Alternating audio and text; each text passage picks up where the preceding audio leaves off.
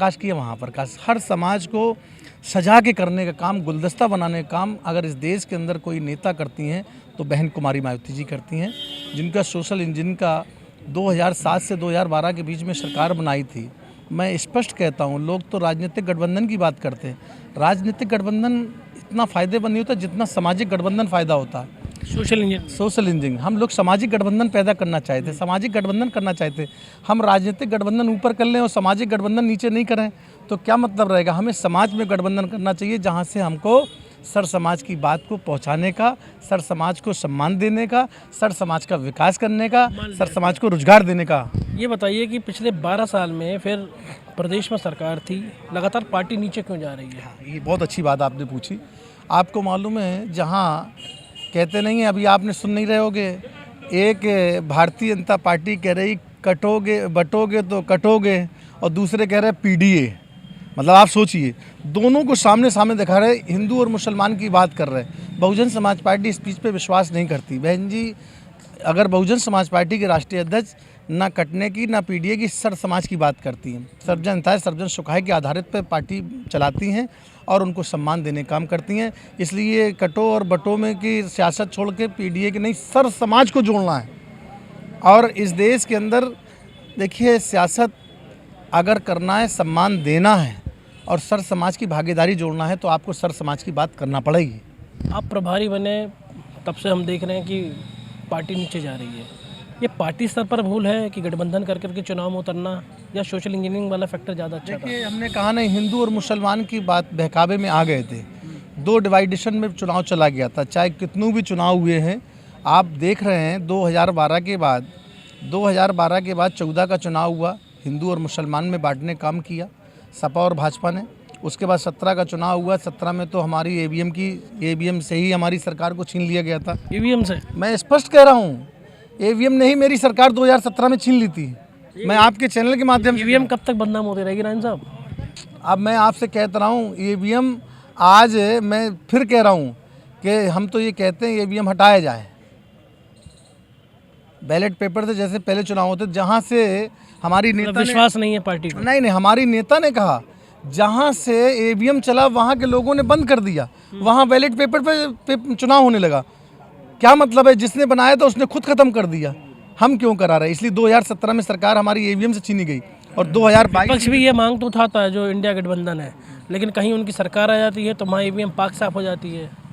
आप लोग की खैर कहीं नहीं है, प्रदेश किसी देश के किसी प्रदेश में नहीं है। उत्तर प्रदेश में अब 2027 का चुनाव आ रहा है और उपचुनाव आ रहा है। इसमें आपको हकीकत पता चल जाएगी, लोगों की समझ में आ चुका। जितना भाजपा का चेहरा ढका हुआ दिख रहा था, अब उजागर हो गया कि ये विकास की बात नहीं करते, ये विनाश की बात करते हैं, लड़ाने का काम करते हैं। और इसी तरीके समाजवादी पार्टी बांटने की बात करती है, मिलाने की बात नहीं करती। मैं स्पष्ट कह रहा हूँ। समाजवादी पार्टी ने ऐसा क्यों किया? अपने बड़े पार्टी को 2 सीट दी, कल रात को अचानक अखिलेश जी ने कहा दिया कि नहीं, 9 के 9 सीट पर हम लड़ेंगे।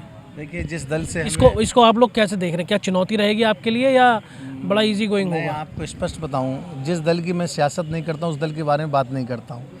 अब जो उनकी बात है उनसे पूछना, आप वो बताएंगे कि क्या उनका है। सियासी समीकरण की बात कर रहा हूँ। क्या आपके इस सीट पर अगर कांग्रेस होती तो आपके लिए आसान था उनको हराना, या साइकिल रहेगी तब? मैं आपको फिर बता दूं, जनता मन बना चुकी है। जनता किसको चाहती है?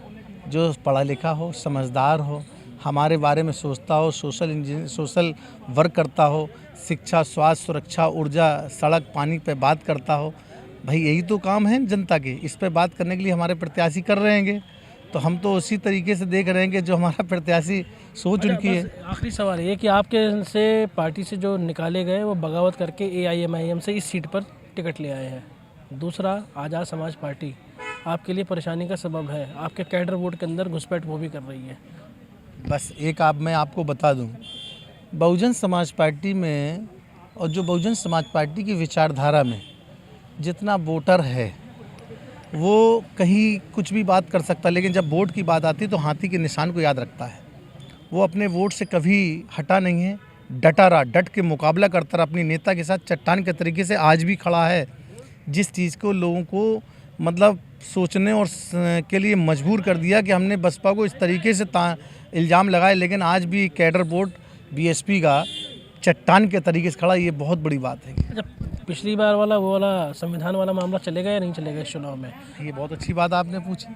संविधान में मैं आपसे पूछ रहा हूँ, अभी जब राहुल जी संविधान लेके चलते थे कि संविधान की रक्षा हम करेंगे, आरक्षण का रक्षा हम करेंगे, अभी जो सुप्रीम कोर्ट का क्रीमी लेयर को जजमेंट आया, आप बताओ कोई राजनीतिक दल बोला, कोई पार्टी बोली?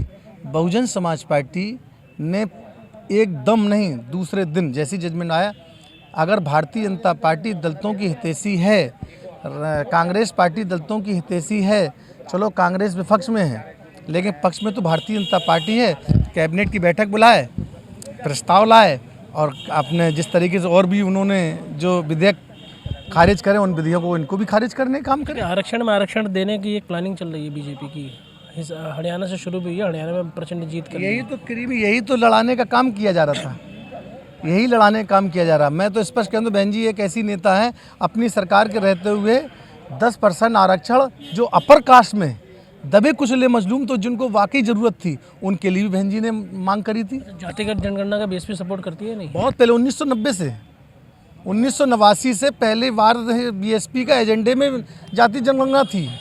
ये आज कर रहे हैं, ये कर रहे हैं कितने साल के बाद? आप सोचो कितने साल के बाद, 35 साल के बाद। बीएसपी का पीडीए का क्या तोड़ है? पीडीए का क्या तोड़ है? पीडीए का हम कहते हैं, हम सर्वजन सुखाए के आधारित पर सियासत कर रहे हैं। ये हमारे साथ शमसुद्दीन राइन थे जो कि बता रहे थे कि बीएसपी के कैडर वोट की पूरी तैयारी है, जो नॉमिनेशन फाइल किया गया, इसके बाद चुनाव है। हालांकि दावों और ज़मीनी हकीकत के बीच रिजल्ट क्या रहता है, ये देखना बेहद दिलचस्प होगा। कैमरा पर्सन सनी के साथ मैं लोकेश राय, भारत समाचार, गाजियाबाद।